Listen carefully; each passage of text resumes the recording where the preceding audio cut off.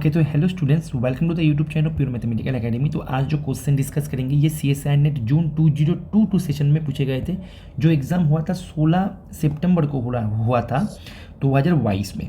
Question idea 294 question पूछा गया था पार्ट बी में। क्वेश्चन है रियल एनालिसिस से। क्वेश्चन की डिफिकल्टी लेवल मैं इसको 2 स्टार पे रेटिंग किया क्योंकि ये जो क्वेश्चन है बहुत ही ईजी क्वेश्चन था ये, ठीक है।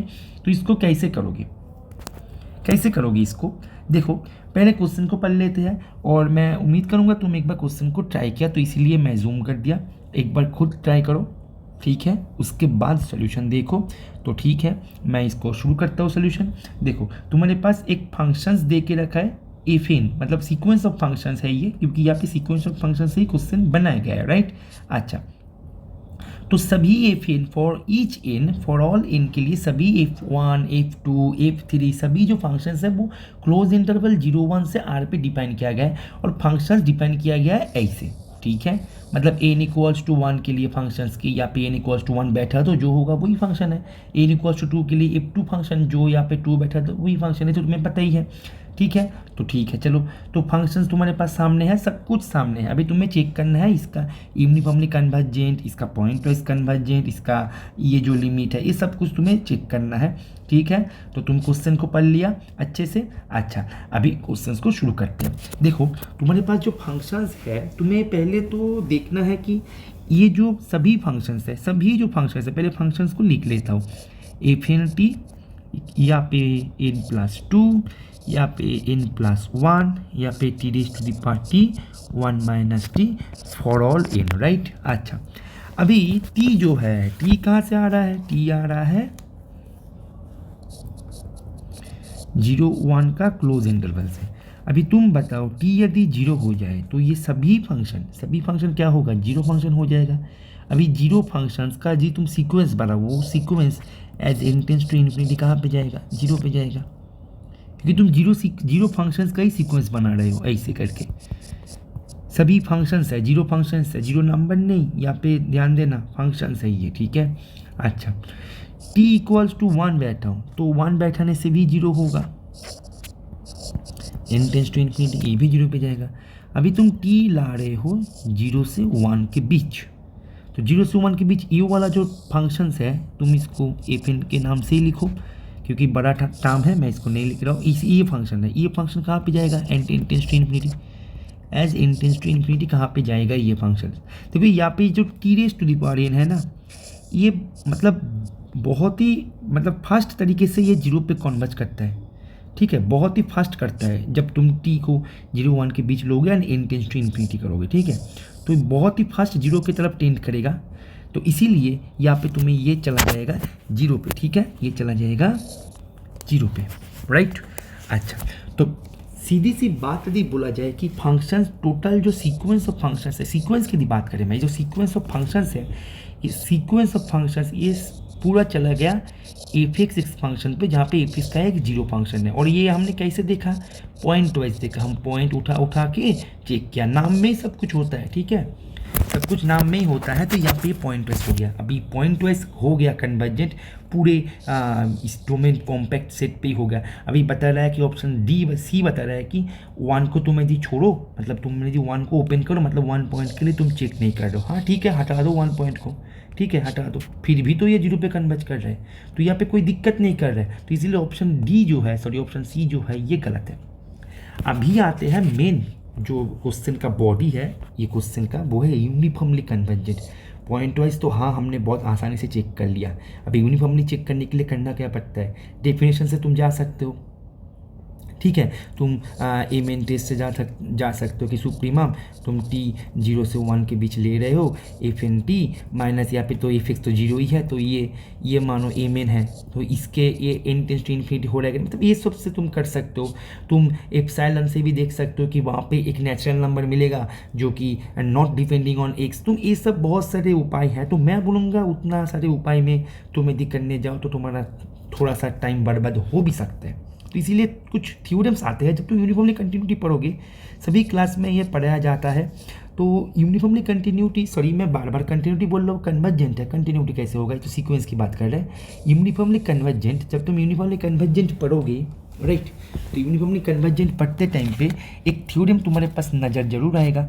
वो थ्योरम की है क्या है कि मानो तुम्हारे पास ये सीक्वेंस ऑफ फंक्शंस है, मतलब ये सीक्वेंस ऑफ फंक्शंस है जहाँ पे फंक्शन सभी आ रहा है एक कॉम्पैक्ट सेट ए बी से।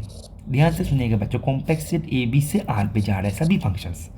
अभी ये जो सभी फंक्शंस है, सभी फंक्शंस मानो रीमेन इंटीग्रेबल है, रीमेन इंटीग्रेबल है, राइट। अच्छा, अभी ये जो सारे फंक्शंस जो है रिमेन इंटीग्रेबल है, और ये सारे फंक्शंस मानो ये जो सारे फंक्शंस का तुमने जो सीक्वेंस बनाया था, सीक्वेंस ऑफ फंक्शंस बनाया था, वो मानो कन्वर्ज किया एफ पे, एफ एक्स पे कन्वर्ज किया, ठीक है, एफ एक्स पे कन्वर्ज किया। ये कन्वर्ज किया यूनिफॉर्मली कन्वर्ज किया। देन ये दोनों बात इंप्लाई कर देता है, दोनों बात। एक इंप्लाई करता है कि ये जो लिमिट फंक्शन है एफ, इसको लिमिट फंक्शन बोलते हैं, इसका नाम है, इसका जो एफ एक्स है ना, इसका नाम है। इसको तुम ऐसे भी डिनोट कर सकते हो। कैसे डिनोट कर सकते हो? ऐसे भी तुम इसको डिनोट कर सकते हो। जब तुम एफ एक्स दिखोगे तो तुम आंख बंद करके इसको याद कर लेना, ठीक है, इसको याद कर लेना। तो जो लिमिट फंक्शन है, ये लिमिट फंक्शन क्या होगा? लिमिट फंक्शन इंटीग्रेबल होगा, रिमेन इंटीग्रेबल होगा। और दूसरा जो है सबसे इम्पॉर्टेंट है वो है limit n tends to infinity F N t a to b d T equals to a to b limit n tends to infinity F N t d T.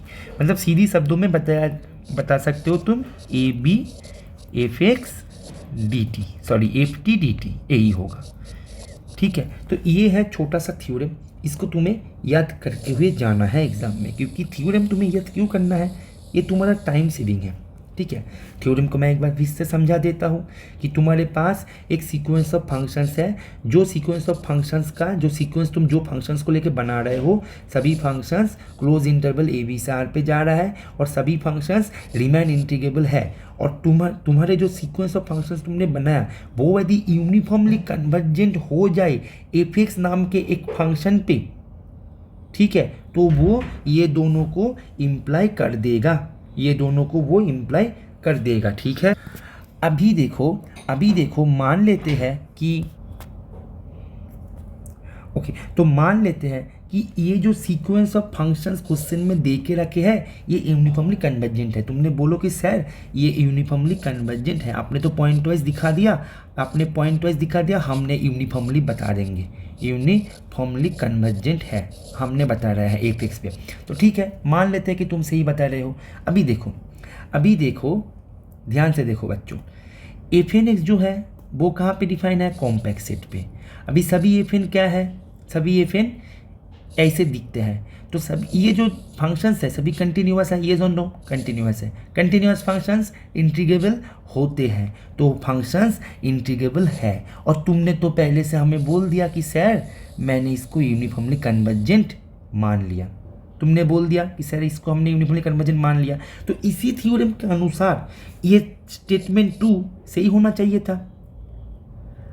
Are you getting my point? Statement 2 सही होना चाहिए था, क्योंकि तुमने तो uniformly convergent पहले मेरे को बता दिया, तो ठीक है, तुम्हारी बात सही है, यही मान के ही मैं क्वेश्चन को कर रहा हूँ।